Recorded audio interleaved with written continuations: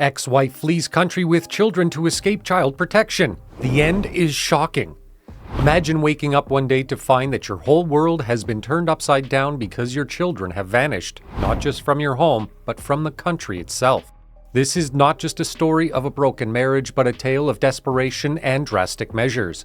Today we dive into the turbulent lives of David and Sarah, once married, now divorced, and the unexpected journey that unfolds when fear drives one to the edge.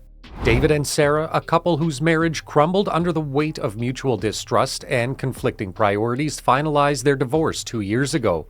The custody of their children, Emily, aged 8, and Max, aged 6, was a contentious issue. Sarah, a nurse by profession, feared that the Child Protection Services were unfairly targeting her due to misleading reports from an overzealous neighbor, a fear that led her to take actions that would change the course of their lives. Welcome back to PlotTwister. Before we unravel today's mystery, don't forget to like, subscribe, and click the notification bell so you're always in the loop. Without warning, Sarah decided to flee the United States. Convinced that the Child Protection Agency was on the brink of removing her children from her care, she took the most extreme measure. With passports in hand, she and the children boarded a plane to Europe, leaving behind no trace, not even a note. It was a calculated escape planned during a time when the children were supposed to be with her for a weekend visit.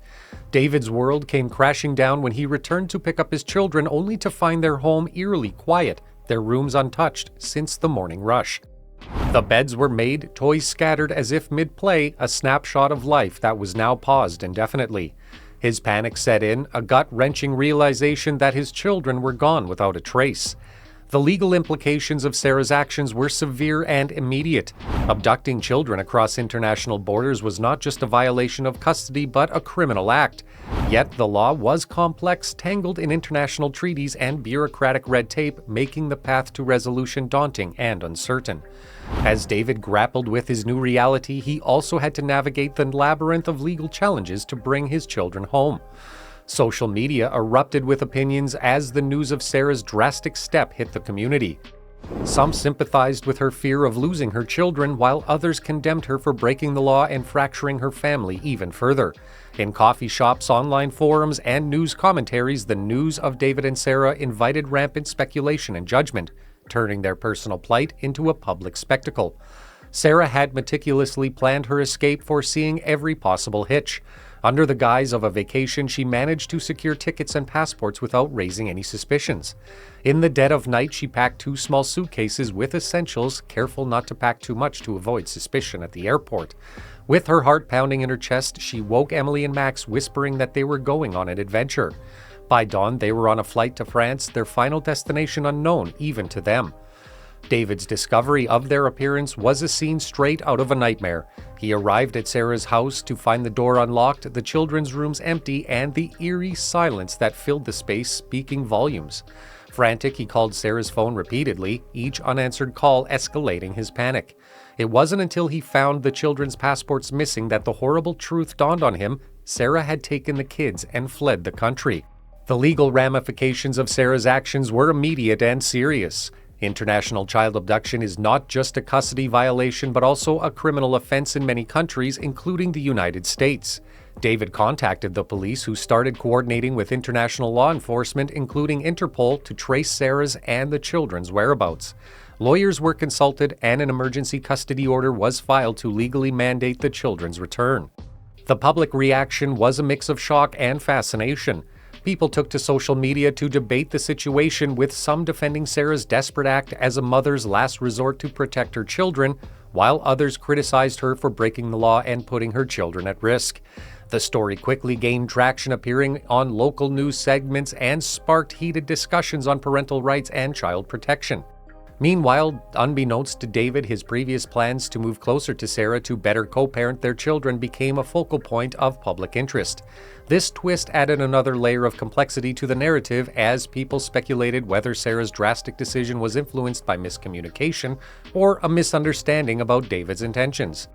This revelation prompted a broader discussion about the challenges and misunderstandings that often arise in custody disputes.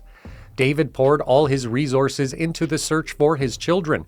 He hired a private investigator specializing in international child abduction cases, and together they pieced together Sarah's possible routes and hideouts. Using flight records, credit card transactions, and CCTV footage from airports, they managed to narrow down her location to a small town in southern France. The global scale of the search involved coordinating with multiple agencies, creating a complex web of legal and logistical challenges. The involvement of Interpol brought a new level of intensity to the search. Alerts were issued, and law enforcement agencies across Europe were on the lookout for Sarah and the children. This global hunt not only highlighted the seriousness of the situation, but also the vast network of international cooperation that kicks in during such crises. Each lead was meticulously followed, each sighting investigated, ensuring no stone was left unturned. The emotional toll on David was immense. He struggled to maintain his composure while facing the uncertainty of his children's well-being. Family members and friends rallied around him, offering support and comforting him through sleepless nights.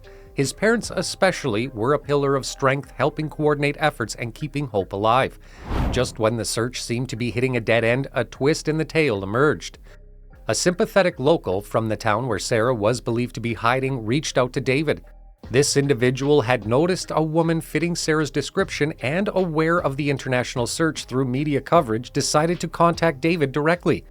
This breakthrough reinvigorated the search efforts and brought renewed hope to a desperate father clinging to the possibility of reuniting with his children. The breakthrough came unexpectedly, but was a glimmer of hope in the relentless search. The sympathetic local's tip led David and his team directly to the small, quaint town in southern France. Armed with new information, the intensity of the search increased. David, feeling a surge of hope, traveled to France to be closer to the search operations, determined to be there the moment his children were found. As the search efforts concentrated in France, a significant legal development unfolded back in the United States. A court issued an international warrant for Sarah's arrest on charges of child abduction, a move that pressured legal systems internationally to act more decisively.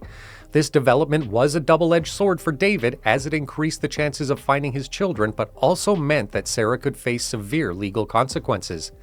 David faced numerous challenges navigating the cultural and bureaucratic landscape in France.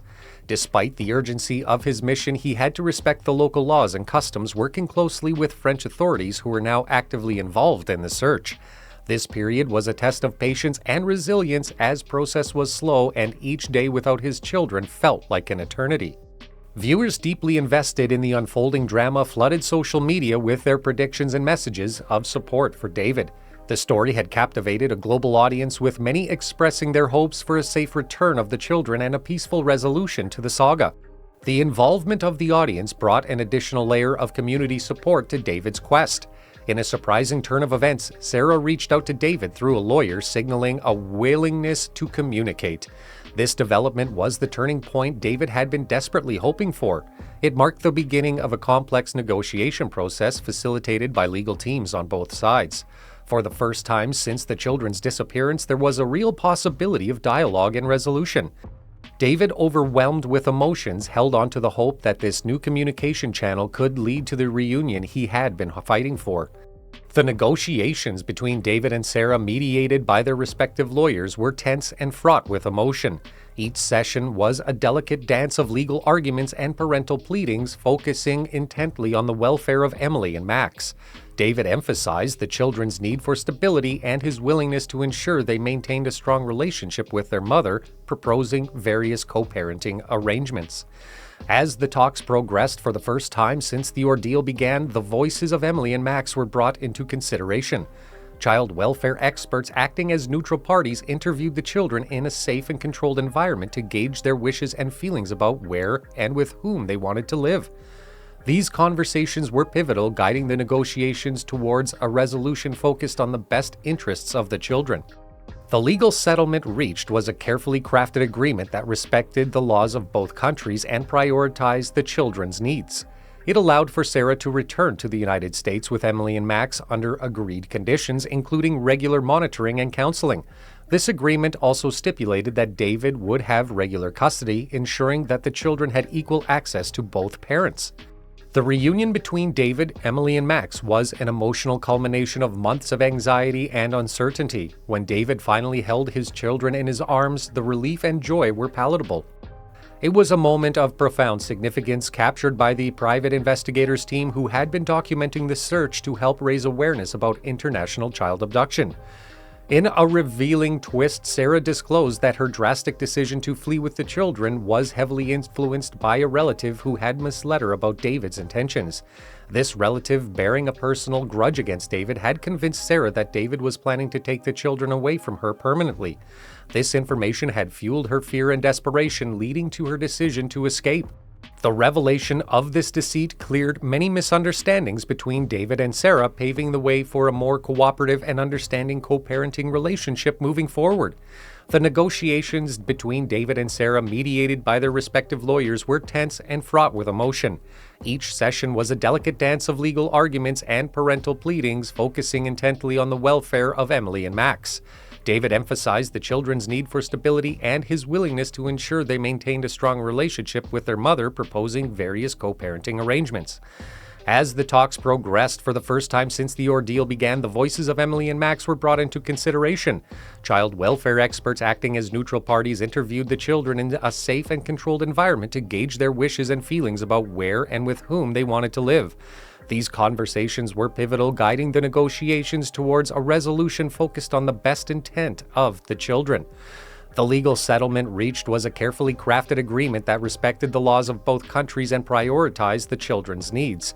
It allowed for Sarah to return to the United States with Emily and Max under agreed conditions, including regular monitoring and counseling. This agreement also stipulated that David would have regular custody, ensuring that the children had equal access to both parents. What are your thoughts on the twist we uncovered today? Comment your ideas below. Make sure you like and subscribe for a daily dose of drama and mystery. See you later with another twist.